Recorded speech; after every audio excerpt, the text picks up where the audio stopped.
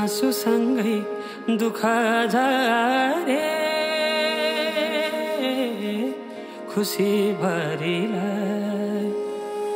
रित्तो छाती हेरिरह्यो मुठु दे पठाए आफ्नै हातले सिरा फुला